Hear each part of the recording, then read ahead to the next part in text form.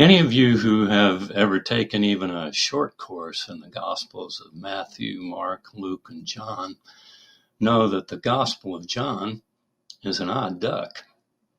In the first three, Jesus doesn't want to talk about who he is. Tell no one, he says. In John, he can't stop talking about it. Did I not tell you? In the first three, he teaches in parables. There was a man who had 2 sons. In John, he gives long speeches. I still have many things to say to you. In the first three, he passes around bread and wine on the night before he dies. Do this in remembrance of me. In John, he washes their feet. You also ought to wash one another's feet. This may not be a different Jesus, but John offers a different view of Jesus. For reasons no one can explain, John tells stories about Jesus that Matthew, Mark, and Luke seem never to have heard, including this one about Jesus' first miracle at a wedding in Cana of Galilee. In the first 3 Gospels, Jesus begins his public ministry by preaching, teaching, and healing the sick. In John, he begins by turning more than 100 gallons of water into wine because his mother wants him to. Even Jesus knows it's an odd thing to do. He may be used to his mother's feminine communication skills. They have no wine, she says, the same way our mother said, the trash is full, or we're out of firewood. He may even be used to deflecting her, first by telling her it's not their business, and second by telling her it's not his time. But when she overrules both of his objections, so mom-like, not by speaking to her son, but to the servants at the wedding, Jesus caves, doing his mother's will instead of his own. He turns water into wine, putting the party back on track, though only Jesus, his mother, and the servants know that something miraculous has happened. If it had happened at Downton Abbey, it would have happened downstairs in the kitchen. Yet, this is the first of Jesus' signs, John says, the first indication that the Messiah has come into the world God so loves. The sign of the water turned to wine reveals Jesus' glory, giving his disciples reason to believe in him. Maybe that's why Christians have a hard time letting this story stay as odd as it is. If it's that important, we want it to make sense, to mean something other than it seems to mean, if only so it fits better with our ideas of who Jesus is and what he came to do. He revealed his glory early because his mother wanted him to? That can't be right. There has to be more to it than that. There are some popular interpretations that have been suggested over the years about this story. There's the one that says this is a story about how Jesus came to fill the old empty jars of Jewish ritual with the new wine of the gospel. Why else did John include the detail that they were jars for the Jewish rite of purification? Well, I can think of a few reasons. He might have done it because he wasn't sure his Gentile readers would know what the big jars were doing there if he didn't tell them what they were for. He might also have wanted us to know what a really big wedding it was. So many people washing their hands over the course of a week's festivities that the water had run out along with the wine. If some folks need Christianity to replace Judaism, then well, then this explanation may work for them. Or there's the idea that this is a story about how Jesus blessed the sacrament of marriage, even though he never married himself. Seems a bit of a stretch to me. Did Adam and Eve get married? I must have missed that part. But for those folks who need Jesus to be pro-marriage, this interpretation may help. Then there's the notion that this is a story in which Jesus reveals himself as the messianic bridegroom. By choosing to work his first miracle at an earthly wedding, he foreshadows the day when he will be the groom at a heavenly one. Once the faithful church meets the faithful Christ at the altar, with God as the celebrant no less, the banquet will go on forever, and the wine will never run out. This image is really quite lovely, if we can overlook the fact that Jesus says it's not time to do this yet. The revelation is on his mother's timetable, not his. And then there's the interpretation that says this is a story about how Jesus likes a good party. The idea is that the story reveals his full humanity. He enjoyed a lavish celebration as much as the next person, and was not above using his powers to keep a good one going. Okay, but it still wasn't his idea.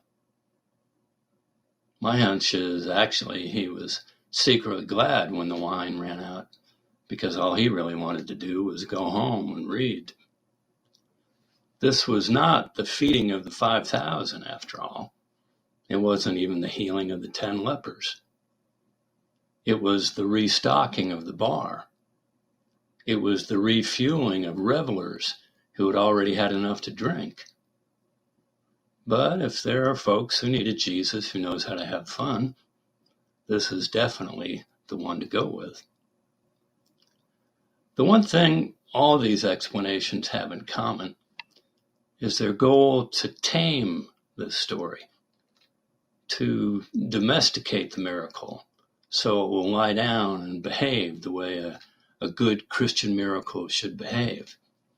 Even if it won't obey the laws of science, it should at least obey the laws of piety by yielding a moral that will hold up in front of a 5th grade Sunday school class, shouldn't it? Then there's the whole problem of miracles. Most of us have prayed for one at some time or another. Some of us are sure we've witnessed one, and we're so changed by what happened that we don't care whether anyone else believes us or not. Yet even those who believe in miracles can be crushed by their capriciousness, that one should happen there, but not here. That one should happen to that person, but not to us. Others have solved the problem by deciding there are no such things as miracles, or at least none that require supernatural descriptions. Northern lights, healthy babies, DNA, dark matter, all of those are miraculous enough without requiring the suspension of natural law. As for the rest, the skeptics say, they're tricks, tall tales, things with logical explanations that no one has discovered yet. As far as I know, we can hold any of those positions and still be a Christian. We may have to cross our fingers while people on either side of us are confessing the virgin birth or the physical resurrection, but no one's going to kick us out because we can't go there.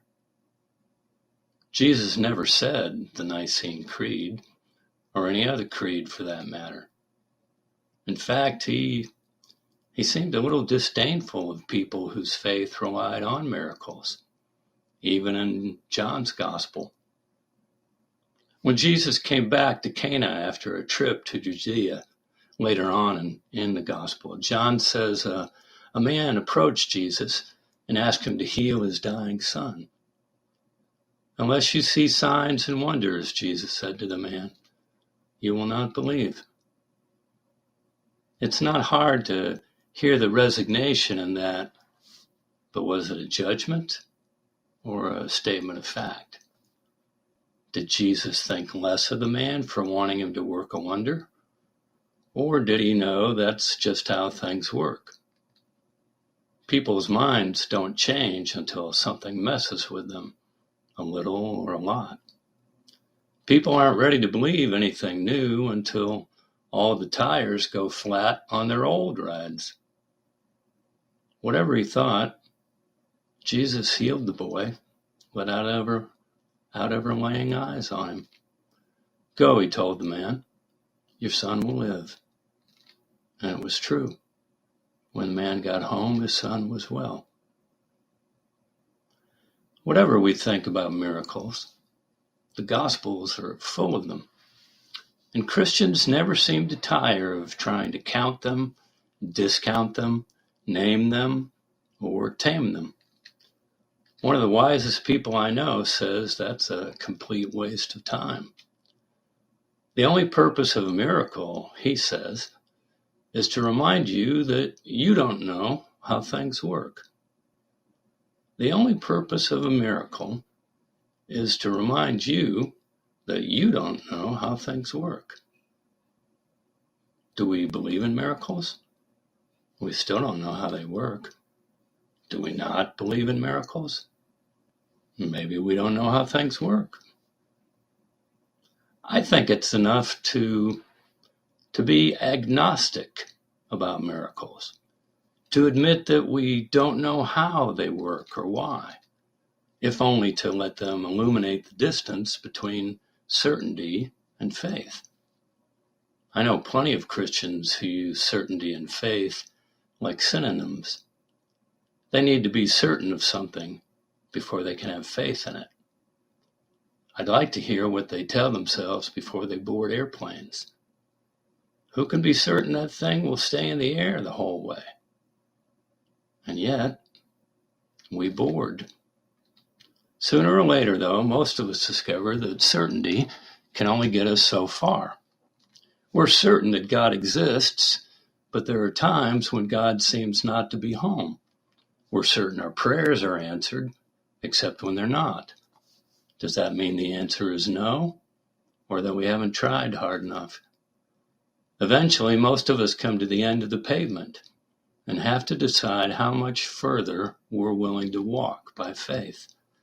That is, by trusting things that can't be proved, which will never work in ways we fully understand. At that point, agnosticism looks a lot more like faith than most people will admit. We don't know for sure what's going to happen next, and we can live with that. We're willing to ask for what we want in prayer, but we don't know for sure how God will respond. We don't know how everything works, and we're still willing to get on the plane. In terms of our story, this makes what Mary does at least as interesting to me as what Jesus does. She's the person who's most like us, 100% human, with no extraordinary powers save her ability to sway her son, but only up to a point. When she reaches the end of what she can do, she becomes agnostic. Once she tells the servants to do whatever Jesus tells them to do, she doesn't know what will happen next, and she's okay with that. Not only because she knows her son, but also because she knows where certainty ends and faith begins. They have no wine. This is a woman who is certain of one thing. Her son can redeem any situation, even one as commonplace as this, if he wants. She doesn't know how. Remember, the first sign in John's gospel hasn't happened yet, so her belief is not based on anything she has seen Jesus do. Her faith in him is what Barbara Brown Taylor describes as its own kind of virgin birth. There's no reason for it. She just believes he can make a difference if he wants. She tells the servants to do whatever he says, and she leaves it. If he tells them to do nothing, he tells them to do nothing. If he tells them to do something, he can tell them anything he wants. And this is where Mary's certainty turns to faith. She trusts her son has heard her, and she trusts him to do the right thing. She trusts that whatever he does or does not do will be the right thing. Wine or no wine, she's fine either way. Jesus' decision to make the wine is the oddest part of this odd story. His mother has asked him to do something he clearly doesn't want to do. The timing is bad, it's not his business, and he does it anyway. He honors his mother, saves the groom from embarrassment, and makes more wine, even though it goes against his own sense of things, and launches his ministry before he's ready. What's the purpose of a miracle? To remind us that we don't really know how things work. All we really know is what those in the kitchen at that wedding knew. Once we ask God for something, the matter is out of our hands. And when God asks us to do something, we do it. At least if we want a taste of that very, very, very good wine. A taste of the best wine we'll ever have. Thanks be to God. Amen.